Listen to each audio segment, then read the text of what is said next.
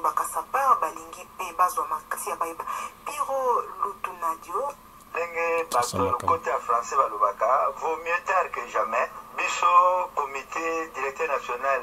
ya bato batanga kina emene ya na Lubumbashi o babengami na komba ba le Kassapards na kombo ya président na bango yonga nazali monsieur Pira Lutonadio touti kokomela gouverneur pour le voyez que tous on remercier d'abord le gouvernement en commençant par le président de la République gouvernement et puis son excellence monsieur le gouverneur en tant que président organisateur de la funérailles que biso ba Kassapards tous à la parmi ba membres le comité d'organisation à Obseques. Yami Balé, le Bamaraké Kinshasa n'est pas à la RDC profond. Ceux qui t'occupent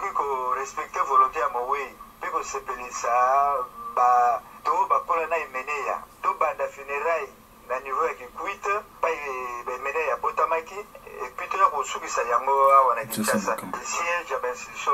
Yamboka. Et puis toujours ça à la gouverneur que en tant que chevalier de l'eau nationale de léopard que mon ninga na biso bakoka kopesa ye le kumu oyo babengaka à titre posthume et puis yami balé ndenge azalaki icône un grand na niveau ya troisième génération ya musique na bango bakoka érigé monument en sa mémoire tala makambo oyo comité directeur national tobongisaki oyo toza kosoumettre le gouverneur po etali hommage au coupé ça l'endroit na biso Kester kwa mambo emene ya King Kester.